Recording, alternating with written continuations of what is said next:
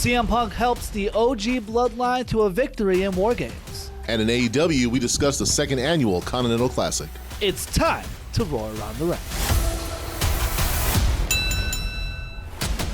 All right, Survivor Series War Games in Vancouver. CM Punk helping the OG Bloodline to a victory over the new Bloodline. The storytelling between him and Roman Reigns. Oh, so good. Throughout this match in the shark cage, into the ring, Paul Heyman kind of getting them to get their shit together and so on and so forth. How'd you feel, first off, about the storytelling within the match and then the result and what we saw at the end? Well, to your point, what you just said, it was literally the example of the two alpha. Yes. You know, there was no...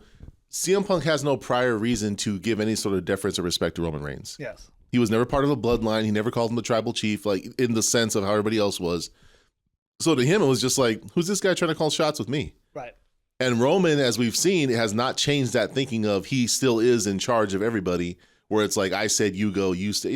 You know, it's like, this ain't going to work this time. No, and I love that they've kind of taken CM Punk and everything that has happened behind the scenes elsewhere and his, professional shit starter mentality, and they brought it into TV, right? And that's just how he doesn't care. Triple H has harnessed the power of that. Yes. And used it for good. I mean, look at the beginning of the match when Punk is literally rattling the new Bloodline in the shark cage, right? Yeah. And it was like you had a bunch of dogs in a cage. Smushed in the face right away. I was like, this is going to be good. Yeah. This is going to be so good. Yeah. So, I mean, they just kind of like, hey, Punk, you are really good at starting shit. We're just going to use that. Go out there and just stir the pot, man. Just stir it that, up. Start right? some shit. Yeah. And I love that. And obviously, it makes a lot of sense for what's going on here. Here's the thing with Roman Reigns. I know Roman's come back as a babyface and with Solo and against Solo and team with Cody and this and that. Whatever ends up happening, and I know a lot of people are speculating something with Paul Heyman and him getting turned on somewhere down the line, he deserves it. He 100%. I fully support at any point someone looking at Roman Reigns and saying, screw you, whether that be a CM Punk with Paul, whether it be the rest of the OG Bloodline. A lot of people threw Brock Lesnar's name out there because of Paul. I support it. Yeah. Because for him to come back after everything that has happened, lose everything. He's just skating right now he's just skating on it without any accountability. And he's so stubborn. Yeah. Right? To still have that mentality. It's just like, that dude deserves to get... He has to get shocked out of it, basically. Yes. Yeah. So The Rock's going to come back as the final boss, and he's going to play the role of the heel, right? I worry that when Paul Heyman turns on Roman, and whoever he turns on Roman with, they're going to try to portray him as the heel. And in my brain, Roman's the heel. The crowd will decide that. Yeah. Because, they're with Roman now, but when The Rock comes back, if we do end up with that Rock versus Roman angle that they're very likely going to push for WrestleMania, is the crowd just going to automatically take to Roman? Are they going to be really split now if we're really going to have Rock Roman? You know what I mean? Like, yeah. And that I don't hate that because of what you just said. The crowd's going to be pretty split for Rock Roman. Yeah. Because Rock was full heel, final boss against Cody, whatever. And they still loved it. It, right? And then Roman, even when he was heel, and now he's kind of still The Rock as is stubborn just cool, as ever. man. You can't, he's just cool as a heel. And I think a lot of myself and a lot of other fans remember him as being really cool as a heel. So when we saw that with this new final boss iteration, it's like, this is what we love about The Rock. Everything about it all in one. Yeah, and the thing is about Roman being the babyface, the one thing that's going to make him the babyface is he has, at least currently, Sami Zayn and the Usos on his side, and obviously everyone loves them. So that's automatically in that story going to make Roman the babyface and Roman versus Rock. But I think Roman deserves anything that's coming for it because it's one of those things when he came back, you thought he was going to learn from his losses, right? You lost your title to Cody. Solo's gone rogue. The Usos, Jay wants nothing to do with you. Yeah. You had to earn Sammy's trust back. Paul Heyman, right? Like left him. The world in the WWE, the world has moved on without Roman Reigns. Yeah. It's moved on. Cody is the champion. He's the guy. Roman's not. Yes. This OG Bloodline reformation, it really goes down like how Punk was saying it's a one night only thing. I'm going to help you one time. If Roman's going to come back on SmackDown and just assume that now I'm back in charge of all of you, Jay's even made it known like I'm not coming back to do this thing. That, I don't need this. I don't need this. I'm doing you a favor. Yeah. Punk is doing you a favor. Heyman came back to do him a favor to get Punk there to help him. And the thing is with Jay, you mentioned Jay, that was such a, again, I know I've said this a few different times, that was such a small detail that I loved about Survivor Series. They keep Jay separate from Jimmy. He came out last. You go to the very beginning of the show in the intros, right? Had his own entrance. They had Jay with Sammy and Roman with Jimmy. Yeah. Like they are like throughout all of it. It is so important to keep Jay separate. I love to your point. I love they did that even with his own entrance. He didn't come out. He came out the way he always comes out on Raw, right? To further establish I'm my own man. I do my own thing. I'm here to help you out willingly. You're not making me do this. I'm not obligated. I'm choosing to help you. Punk's thing was I'm choosing to help Paul, not you. Even though Jay is 0-3 in advantage matches now, by the way. But hey, look. Choose a different guy. Yeah. Like that dude every year loses the advantage match. Seriously. Give it someone else. Throw someone else in there. Maybe you should have Brock Lesnar on your team. Yeah, maybe Brock was the call. Probably would have been a good advantage guy. Yeah. Are you surprised there was no post-match drama after War Games? CM Punk, the finish with Solo, taking everyone's finisher basically.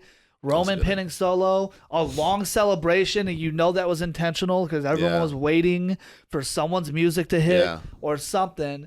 The most we got was Punk letting Paul know, which we'll get to this in a moment, but about whatever deal and favor that Paul promised. But are you surprised there was no post-match drama? No one got involved. It was pretty clean. I am and I'm not. I am only in the sense that I think me, you, and a lot of fans watching probably were. Yeah. And maybe a little disappointed. Because we spent weeks promising ourselves everything under the sun was going to happen at this event. Sure. By all accounts, the story was told in the match, and it ended. It was done. There's no reason for all of these people to show up. Anyone to show up. There's no reason for Brock to show up. There's really, at the end of the match, what's The Rock going to come out and do? Yes, and for the most part, I agree. This is another example which happens a lot where wrestling fans and people around the industry and media they fantasy book what's going to happen at this show, and then if that or something along those lines doesn't happen, it's a disappointment, and it's Triple H can be like, "That's you guys thought that was going to happen." I'm watching it. Yeah, I'm watching it, and I was reminded of everybody's reaction, post the draft, right? Yeah. Why didn't we move more people? Okay, I get that. There was a lack of excitement to it. I understood, but I told you then, and I still stick to it now. If we're really trying to ground certain things in reality, why would you do that? Why would you get rid of your A players just to take a chance on, hey, let's just shake it up for no reason? Yeah, but I feel like, and this is the thing with this moment specifically, and this night specifically, is as much as, it's fantasy booking, and then when it doesn't happen, you're like, damn, I had all this crazy shit in my head. Two things that could have happened. Everyone throwing Brock's name out there. That was a stretch, right? Would have been cool. Could have made a little sense, but that's still a stretch. The two things that to me completely made no sense for them not to be there. Number one is The Rock. And the reason why I say The Rock is the dude showed up at Bad Blood. Why? Said nothing. Hasn't been seen since. So if he's going to take time, and I know scheduling is a thing. I don't need people to over-explain to me how scheduling is, but I'm just saying, at least in terms of just making sense of when he should show up. If he's going to show up at Bad Blood for, God knows what reason, doesn't say a word, hasn't been seen since, how does he not show up when his entire family is in the main event and brawling in this War Games match? It would have made sense for him to show up. His history, of course, with the Bloodline, but with Punk, it would have made sense. The other thing I would have done, if it's not that, is something with Seth. Because I think there's a lot that hasn't been told. We had not seen Seth since his match a couple weeks ago on Raw when he got robbed out of a match with Bronson and seemed as if he was considering, oh shit, I should probably do this, and Punk took his spot. That would have made zero sense to me. With Seth showing up? That would have made zero sense to me. Really? After the match? What's he gonna do? That's out Punk. You have CM Punk. He shows up and takes out Punk. What is everybody else doing? They just walk away? That's the thing. He could get, and that's where it's like you have a Sami Zayn. It's a very conflicted thing where Sami's trying to hold him back. Punk is pushing him away. He takes out Punk and Roman, whatever. Or it could have been a hit and run. Roman so many would different have ways. walked away and been I'm not. This ain't my problem. Right, and Roman made it even more of a problem because Seth Rollins, we know the history with him and Punk, and to watch him working with, shaking hands with anyone else but Roman Reigns, after Seth was considered for this match, I would have done Rock before Seth. I just feel like something could have happened. Not a lot, but if The Rock specifically was going to make a random ass appearance at Bad Blood in October, which isn't even that big of an event compared to Survivor Series, and you have the whole Bloodline in War Games, and The Rock doesn't make an appearance here, I don't understand that. What if we have the Seth Rollins segment, but it's him cutting a promo on CM Punk? You have CM Punk cutting a promo, then Seth interrupts. You could do the whole thing where that's where you establish it. Seth basically is pissed off at Sammy, Jay, Punk. Everyone's like basically being his own version of Kevin Owens. Like, am I taking crazy pills here? Everyone's friends with Roman now. Yeah. Like, you're all friends with him despite everything that ever happened. Yeah. And it's just, that leaves it open to me where it could be like The Rock could come back, maybe use somebody like Seth Rollins to get him on his side. Yeah. There's still a lot of storytelling. Now, don't forget, we still have Saturday night's main event coming up. Yes. So a lot of big things can happen there too. And that's the thing. And I understand saying all this, that all of this story is going to be told at some point. Right. At some point, we're going to loop back around to Seth and Punk. And you know damn well this is going to get brought up. And then at some point, Rock's going to be back. I understand all of that. I just feel like it could have been something a little more here. At the end of the Rock specifically, more than Seth. Rock's whole family is in War Games. And again, and I would also say this less if we didn't just see Rock a month ago. True. Right? Okay. We just saw Rock a month ago and at Bad Blood, right? It's not even a big event. And the dude showed up. Why? Because Solo and Roman had their thing with Cody and whatever. So again, his whole bloodline is in this match. And this would have made sense for him to make a similar appearance. Yeah, okay. So maybe. But don't forget that The Rock is the final boss. He's calling all the shots. Sure. He's made it known. It's not even just Saturday night's main event we can talk about. This could be something where The Rock is basically orchestrating how the Royal Rumble is going to go. I know we keep always putting everything front-loading into the Royal Rumble. Sure. But The Rock could literally come in and say, this person's coming in here, this person's coming in here. He could have the entire bloodline come in one after the other with Solo. Yeah. Everybody. And it's like, and he himself could enter if he wanted to. Yeah, and I will say and remind people that Rock's face and name is being used a lot to promote the first Raw on Netflix. Yeah. Oh, that's gonna be a loaded show. Yes, yeah. And that's gonna be a loaded show. They may be holding it off for that specifically, maybe potentially. I also saw his face promoting Saturday night's main event. That could also that's gonna be another big show. But it just feels like this was a good moment to kick off whatever story you're going to tell with Rock and the new bloodline. The Rock doesn't need to be seen until the first Raw on Netflix after this. It just felt like with everyone there, the new bloodline, the OG bloodline, CM Punk, Paul Heyman, everyone's in one spot there. Yeah. It felt like the right time to at least do something small with The Rock to end Survivor Series and kind of kick off the next chapter of this story, because I don't want to see Roman and Solo anymore. Well, what would you have The Rock do if he came out? Like attack somebody? It's a very similar thing to what he did at Bad Blood. Just if anything, I wouldn't have down. done it at Bad Blood. I would have done it at Survivor Series, because I don't want to see Roman and Solo. Okay, that I'll agree with. If we would have taken... You would have had to have the thing where the Bloodline 2.0 leaves War Games altogether and they just walk out after the match is done. Right. Then you have Paul, Roman, everyone in the ring. Then you do The Rock's Bad Blood interest. Then that would make sense. And it's the right time to kick off the next chapter of this story, because my worry is, because Michael Cole was even saying after War Games, Roman wins but Solo still has the Ulafala, blah, blah, blah. I'm like, he just beat Solo like 5-on-5. Everybody just beat Solo. Everyone just beat Solo. It was a team effort to beat him. And we're going to throw the caveat. Yeah. Paul Heyman's back. Everyone's back. And we're going to throw the caveat, but Solo still has the Ulafala. So I don't want to see Roman and Solo anymore.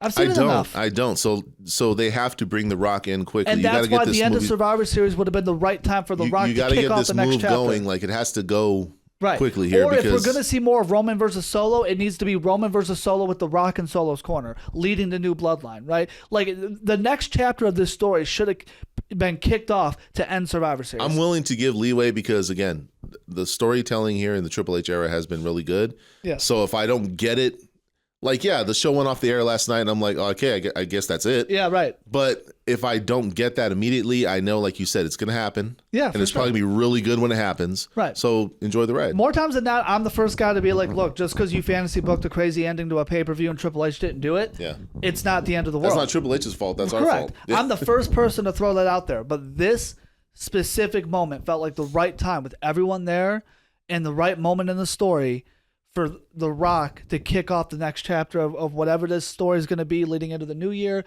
and into WrestleMania. And I just felt like him not doing any type of appearance or doing anything with it at the end of War Games was kind of a missed opportunity. Before we jump off of that, shout out to the perfect timing with CM Punk pulling Roman off the table. Oh my God, yeah. That was... I was like, dude, if he was just a second slower, that would have looked really bad. Yeah, especially with someone as big as Bronson Reed coming off the top of the cage. That was such a cool moment, yeah. Come on, man. And speaking of coming off the top of the cage, Jimmy Uso broke a toe, supposedly, which I could tell because... Jacob Fatu laying on the table for like 25 minutes, just...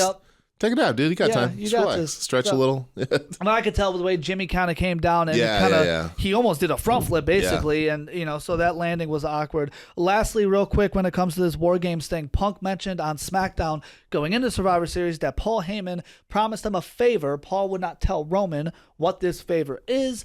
After War Games, Punk said, I will be back to cash in on that. And Paul Heyman said, it's yours. What do you make of all this? What could this favor be? I have zero idea. Love it. I love it for that reason. Well, that's what I'm saying. I like the fact that I have no idea. I can't spoil it for myself. Correct. I just have to watch and see. And I like that because it's, again, we're in an era now where it's from a bygone time where you were like, I have to watch it to find out. I can't just assume, and then if I do watch it, it's exactly what I said was going to happen. Yeah, the biggest thing that makes it a question mark is the fact that Roman's not champion. That's what makes it. It's like he's not champion. He has nothing. There's no title match coming up for him. Right. It's like, what are you going to do? Are you going after Cody? Like, that's what's happening? Because Roman has and it's like, so what? What does Heyman have right now that he could offer you? And that's the thing, because people automatically go, oh yeah, Heyman's turning on Roman, which I think could happen down the line at some point, because I still think it hasn't been talked about how Heyman's number was disconnected and why, and also the fact that Heyman got his ass beat and no one was there to help him. So I think that's big points that need to get addressed at some point. But everyone automatically heard the deal and goes, yeah, Punk's turning on or helping Paul turn on Roman. But why would that be a favor to Punk? Roman is not champion. So I don't think it's that simple. No. And that's what makes it so beautiful, because it's like, yo, what is this favor? You know what I mean?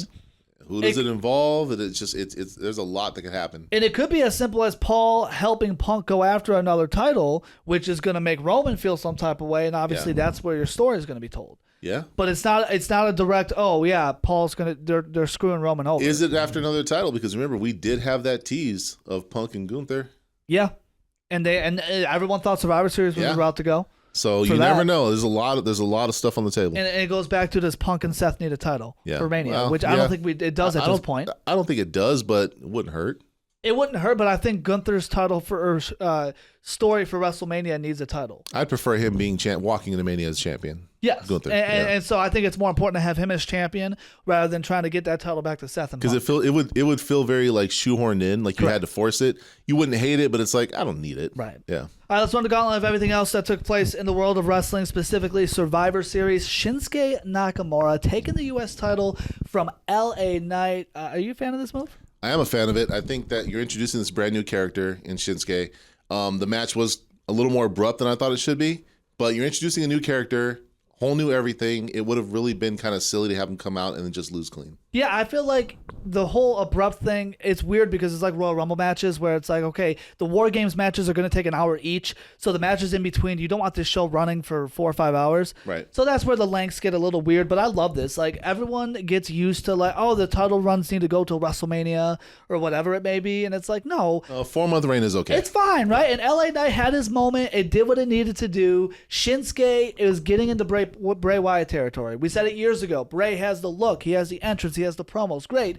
And then he'd lose, right? Shinsuke, same thing. Had this new look, has been doing these promos, and then he would lose his every match that he was in. This was the moment to finally give him his shine. I was all for it. It's a new character, yeah. I love it. I love what it can do for his new character. Sticking with Survivor Series, Finn Balor screwed Damian Priest out of the world title. Are you getting sick of this feud? I am, because I don't see how much more fuel this has in the tank with this feud. You can wrap it up and maybe another match out of this. Saturday night's main event, who knows? But I think they got to put a close on this quickly. Yeah, Saturday night's main event's probably the way to do it. I understand that it's getting old, but I understand why Triple H felt the need to do it. Priest needed a rematch, but he wasn't going to take the title. But he also could not lose clean because that would kind of take away from his rise, right? So who else is going to screw him, right? Other than Finn. Right. And this is also a good match to give Damian Priest another win going into the new year where you can do something else with him. So it is getting old. I'm not arguing that one bit, but it probably needed to happen at least one more time. So I'm not going to judge this too hard. Just end it at Saturday night's main event or the first Raw on Netflix. Right. One of the two. Speaking of kind of getting old, Women's War Games, Rhea Ripley pinned Liv Morgan. Your reaction to the match, but also what this result could mean. The match was good. Storytelling wise, I think there was better storytelling in the men's match, but this one still had its own storytelling, which was good. I think, again, this is another one that we have to start getting to the end of this feud. Yes. I don't want to see this go to the Rumble. I don't want to see it go to WrestleMania. We could do this Saturday night's main event or the first Raw on Netflix. I don't think that Rhea Ripley wins this title back. I don't think she needs it. I think she's at a point where she could have a non-title feud going into WrestleMania. I think Liv Morgan needs this title going into WrestleMania season. Because I worry what happens to Liv Morgan and this new Judgment Day if going into 2025 she's no longer champion. Right. She's a star, but I don't think she's at the level of I don't need a title the way Rhea is. But I'm with you. Just like Priest and Finn, end this Saturday night's main event or the first Raw on Netflix and call it that. Don't need anything else. Before we move on from Survivor Series, shout out Intercontinental title match. Braun Breaker, Sheamus, Liv Kaiser. Amazing match. Yeah, they stole the show. Yeah. It went the route I thought it would, but I absolutely loved it. Speaking of the Intercontinental title, Adam Pearce announcing on Raw a women's Intercontinental title for Raw. Are you a fan of another women's mid-card title? For the women's division, yes.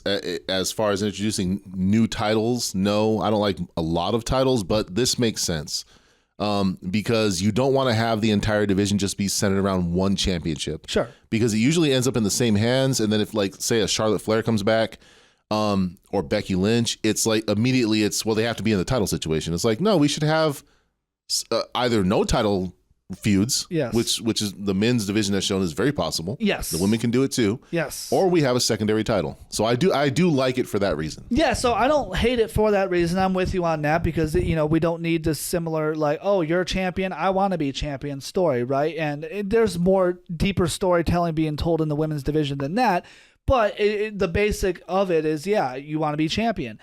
I would be more for it if we went the route of non-title women's feuds, and we've never had that. Right. And we bitched about Charlotte way back when, but then you could say the same thing about Becky, Bianca, because there's nothing else to do in the women's division because the writers just want to put titles on everybody or put them in a title picture. Right. We can have Bianca and Jade with no title involved. We can have Rhea in a WrestleMania match with no title involved. I don't need it.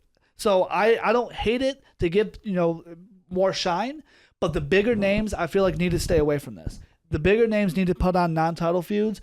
Leave this for Lyra Valkyria, Chelsea Green on SmackDown. Leave it for them. Someone who could build that title up and build themselves up at the same time. A final testament on Raw, this whole relationship with The Miz, the feud with the Wyatt Six. Are you a fan of this whole route? I really am because I think it's given Miz something to stay consistently busy. He's really good at it, as he is good with everything they put him in, comedy or dark or otherwise. And Karrion Kross. Yes. They found his lane. This is his thing. It's working, and at the power of by the power of the Wyatt Six, I guess. Yes. But it's working, and it's actually making people care about whatever it is he's doing and saying. And him and The Miz have really good chemistry. Yeah, I love it for Karrion Kross. He is insanely entertaining in this role right now. Love the Wyatt Six having a legitimate story to be told, and this is a huge, no pun intended, testament to The Miz, because no matter what you put this dude in, no matter who you put him with, he makes them look great, whether it's as an opponent, a partner, in a group, comedy, serious, doesn't matter. He makes anyone around him shine to this day, and Karrion Kross, who's gotten a ton of hate, is a perfect example of that. Yeah. So I love it for that. Over on Raw as well, New Day, Kofi Kingston, Xavier Woods, their fight backstage, their anniversary/reunion coming up. Your reaction to this segment and what we could see. Anniversary reunion. I think we're going to definitely get, it was kind of spoiled, the reunion. So we know Big E's going to be there. We saw him at Survivor Series, doing the panel. Right. I think we're going to see either, if not a full breakup, a teased breakup, or just there could be some physical incident where Big E gets hit, knocked down, or he takes sides with somebody. There's a lot on the table that could happen here. I really thought that argument that they showed was very effective. It was very real. It was very relatable. And I think that pushes it. This whole segment could main event Raw next week. Yeah, the segment on Raw this past week was great. The argument, because you were cringing in a good way, right? Like, you know, they were saying certain things, and it's like, oh my God, he brought up Brock. He brought up this. Yeah, that was low blow. It's kind of like, hey, kind of has a point. Xavier kind of has a point. Yep. So it was so well done emotionally. In terms of Big E, I don't think this leads to a breakup.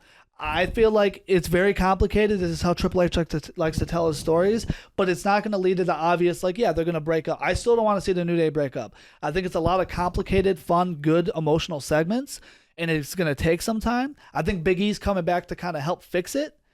I feel like Big E not taking sides is completely against who he is, but also him getting hit could also lead to what smooths everything over. Because they don't want to hurt Big E. Right. And they hurt Big E, it's like, great, now look what we did. Yeah. Right? And that could help kind of like, yo, we need to get our shit together over here. Good. Potentially, yeah. In AEW, Kamille quitting on Mercedes Mone before Mercedes could fire her. Is there any legs in terms of a Kamille-Mercedes feud and a Kamille singles run? Absolutely. Absolutely. Just based on the history between the two. And that we've seen in AEW. And also too, I'm a fan of them making an attempt to create a new character, a new star. Let's do that, because we saw with Danny Garcia, we see the route they go with that. Let's not rely on, we already know who Mercedes Mone is, Sasha Banks, all of that. Let's focus on creating someone new based off of that star power. Yeah, no, and I didn't like, because Camille's been a dominant force elsewhere, and okay, the muscle with the champion is great, but they made her look dumb a lot of these segments, right, where she attempted to help Mercedes and just failed to do so. You know, and then any match she had for Mercedes, she would lose. Like, it's like the muscle is great, but when your muscle is dumb like that, they're not effective muscle at all. And it, you know, and how many muscles have there been in the past that led to stars? Why did they lead to stars? Because they were a badass muscle. And Kamille, they just had her being goofy as ever. So I hope this can kind of, you know, get away from that and help resurrect her run in AEW. I worry because the AEW women's division, for some reason, feels like they can't focus on more than 4 people at once. And that is whoever's in the women's world title picture, the TBS title picture, and everyone else is on Rampage or just watching. And I worry that Camille's going to fall in the Jamie Hayter, you know, Anna Jay category where, you know, they're just watching. We see them once in a blue moon and remember, hey, they're pretty good. Yeah. Like, oh, yeah, you're still on AEW. Good for you, man. That's awesome. So I worry for Kamille in that sense, but if they do it right, it could be, you know, effective for Kamille at least. Yeah. In AEW, the Continental Classic is back for a second year. Like the NBA in-season tournament, 2 leagues, 4 people going to World's End. 2 matches will determine a champion. Specifically, Kazuchika Okada is the champion, but going through the entire tournament to defend his title. Are you a fan of that? No, not for like sense reasons. Right.